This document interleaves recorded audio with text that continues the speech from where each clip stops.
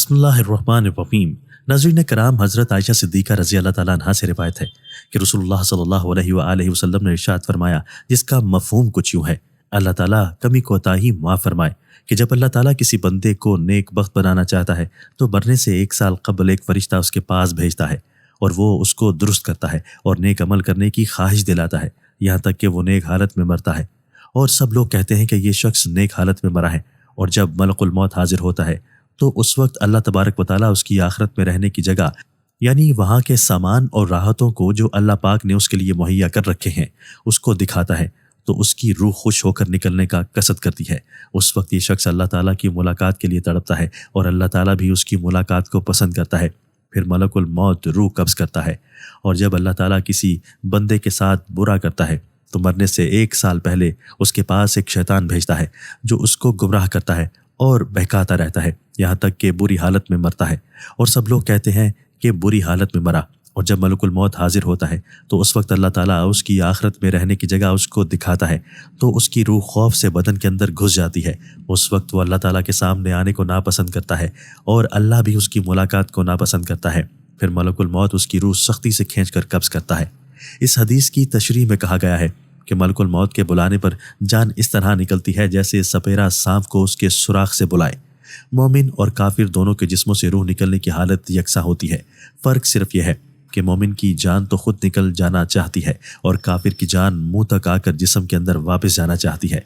ایک مرتبہ حضرت اسرائیل علیہ السلام حضرت یعقوب علیہ السلام کے پاس پہنچے تو حضرت یعقوب علیہ السلام نے پوچھا، کیا تم میری روح قبض کرنے کے لیے آئے ہو یا مجھ سے ملاقات کرنے کے لیے آئے ہو؟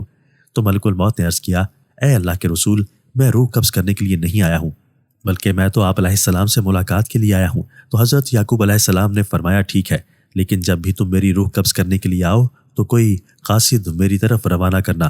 تو ملک الموت نے کہا کہ میں جب بھی آپ کی روح قبض کرنے کے لیے آؤں گا تو اس سے پہلے 2 یا 3 قاصد آپ کی طرف روانہ کروں گا اور آپ کو اطلاع دے دیں گے۔ چنانچہ ایک وقت آیا جب ملک الموت حضرت یعقوب علیہ السلام کے پاس اچانک آ گئے اور روح قبض کرنے کی بات کہی تو حضرت یعقوب علیہ السلام نے فرمایا، تم نے تو مجھ سے کہا تھا کہ میں کوئی قاصد بھیجوں گا، کوئی پیغام دینے والے کو آپ کے پاس بھیجوں گا، آپ اچانک روح قبض کرنے کے لیے نہیں آؤ گے۔ تو ملک الموت نے کہا، میں نے آپ کی طرف قاصد بھیجے تھے اور وہ بھی 3 قاصد بھیجے تھے۔ حضرت یعقوب علیہ السلام نے کہا، وہ کون سے قاصد ہیں؟ تو ملک الموت نے فرمایا، پہلا قاصد یہ تھا کہ آپ کی داڑھی اور سر کے بال جو سیاہ ہو گئے وہ سفید ہونے لگیں گے۔ دوسرا قاصد میرا یہ تھا کہ آپ کے جسم کی جو طاقت اور توانائی تھی وہ ختم ہونے لگے گی اور آپ کے جسم میں کمزوری آنے لگے گی۔ اور تیسرا قاصد یہ تھا کہ آپ کی کمر جو بالکل سیدھی تھی وہ آہستہ آہستہ جھکنے لگے گی۔ تو یہ 3 نشانیاں ملک الموت نے بتلائیں اور پھر فرمایا کہ ہر مرنے والے کے پاس تقریباً میرے یہ قاصد آتے رہتے ہیں، مگر لوگ ان کو نہیں سمجھتے، لوگ ان کو نہیں مانتے۔ پھر وقت گزر جاتا ہے اور وقت آخر آ پہنچتا ہے اور پھر موت کے بعد پچھتاوے کے سوا کچھ باقی نہیں رہتا۔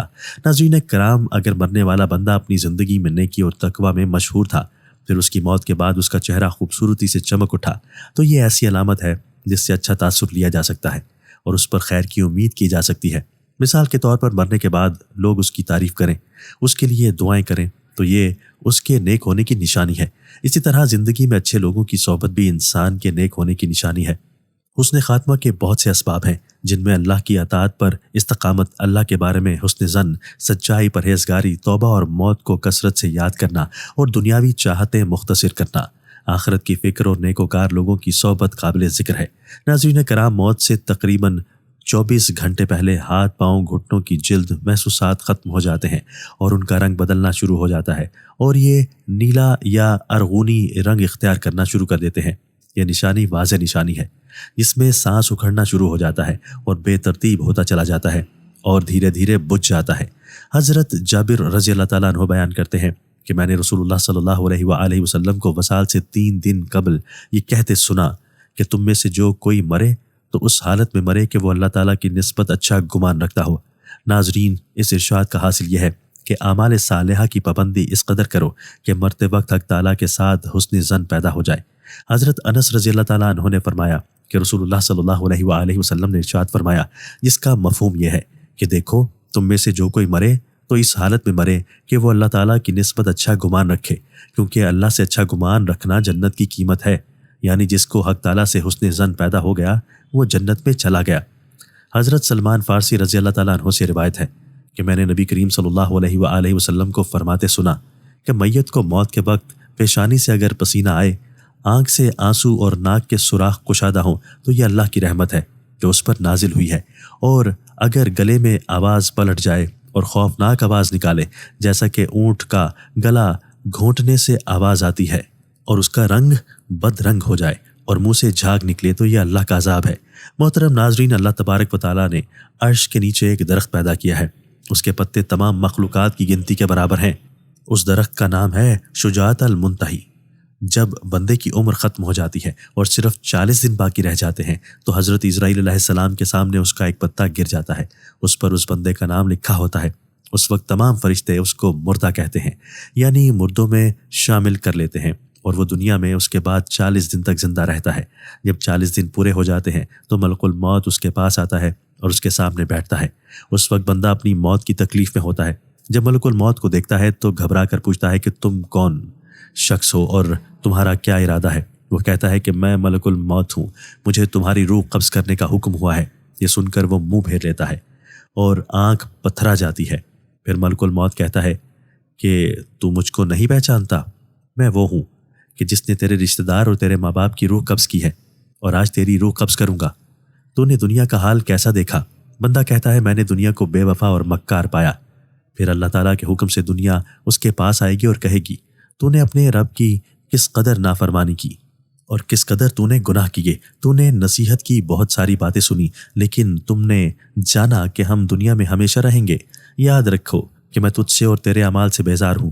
پھر اس کا مال اس کے سامنے آئے گا اور کہے گا اے نافرمان، تو نے ناحق طریقے سے مجھے حاصل کیا۔ اگر تو غریب اور مسکین پر خرچ کرتا تو میں آج تیرے کام آتا۔ روایت میں ہے کہ جب آدمی کی زبان بند ہو جاتی ہے تو 4 فرشتے اس کے پاس آتے ہیں اور سلام کرتے ہیں۔ پہلا فرشتہ کہتا ہے اے اللہ کے بندے، میں تیری روزی پر موکل تھا، میں نے تمام زمین پر چپا چپا چھان مارا مگر تیری روزی کا ایک لقمہ بھی کہیں نہیں پایا۔ دوسرا فرشتہ کہتا ہے اے اللہ کے بندے، میں تیرے پانی پر موکل تھا، میں نے تمام زمین پہ چپا چپا چھان مارا مگر تیرے پینے کو ایک قطرہ پانی کہیں نہیں پایا۔ تیسرا فرشتہ آتا ہے اور سلام کے بعد کہتا ہے اے اللہ کے بندے، میں تیری سانس پر موکل تھا، میں نے تمام زمین کا چپا چپا چھان مارا، میں نے کہیں تیرے واسطے ایک سانس بھی نہ پایا۔ پھر چوتھا فرشتہ کہتا ہے اے اللہ کے بندے، میں تیری عمر پر موکل تھا، میں نے تمام زمین کا چپا چپا چھان مارا مگر تیری عمر کا ایک حصہ بھی نہیں پایا۔ اس کے بعد اعمال لکھنے والے 2 فرشتے اس کے پاس آتے ہیں اور سلام کے بعد کہتے ہیں اے اللہ کے بندے، ہم تیرے اعمال لکھنے پر موقوف تھے۔ وہ نامہ اعمال اس کو دکھائیں گے اور کہیں گے دیکھ یہ تیرا نامہ اعمال ہے۔ اس وقت میت کی آنکھ سے آنسو جاری ہوتے ہیں اور دائیں بائیں دیکھتا ہے اور نامہ اعمال پڑھنے سے ڈرتا ہے۔ اس کے بعد ملک الموت اس کی روح قبض کرتے ہیں۔ روایت میں ہے کہ ربی بن انس رحمۃ اللہ علیہ سے کسی نے پوچھا کہ ملک الموت تنہا ہی سب کی روح قبض کرتے ہیں یا ان کے ساتھ اور فرشتے بھی کام کے شریک ہوتے ہیں؟ تو آپ نے فرمایا کہ روح قبض کرنے کا کام انہی کے حوالے ہے، مگر اس کام پر ان کے ساتھ بہت سے فرشتے مدد کے واسطے دیے گئے ہیں اور ملک الموت ان کے سردار ہیں، ان کا ہر قدم دنیا کی منتہا کے برابر ہے۔ پھر ربی بن انس سے پوچھا گیا کہ مومنین کی روح کہاں رہتی ہے؟ تو انہوں نے فرمایا کہ سدرۃ المنتہا کے پاس رہتی ہے۔ حضرت ابو ہریرہ رضی اللہ تعالیٰ عنہ سے روایت ہے کہ رسول اللہ صلی اللہ علیہ وآلہ وسلم نے فرمایا جب انسان مر جاتا ہے تو اس کے سارے کاموں کا سلسلہ بند ہو جاتا ہے مگر 3 کاموں کا ثواب بند نہیں ہوتا بلکہ ان کا ثواب برابر جاری رہتا ہے۔ نمبر 1 صدقہ جاریہ، نمبر 2 علم جس سے نفع حاصل کیا جائے، نمبر 3 نیک اولاد جو مر جانے کے بعد اس کے حق میں دعا کرتی رہے۔ ایسے اعمال جن کا تعلق دنیاوی زندگی سے ہوتا ہے ان کے اثرات مرنے کے بعد دنیا میں ہی ختم ہو جاتے ہیں۔ اللہ تعالیٰ سے دعا ہے کہ وہ ہم سب کو آخرت کی تیاری کرنے کی توفیق عطا فرمائے، اور جو مسلمان اس دنیا سے انتقال کر گئے ہیں ان کی مغفرت فرمائے، آمین۔ ناظرین، کمنٹ باکس میں اللہ تعالیٰ کے 99 ناموں میں سے ایک نام ضرور ٹائپ کریں۔ شکریہ۔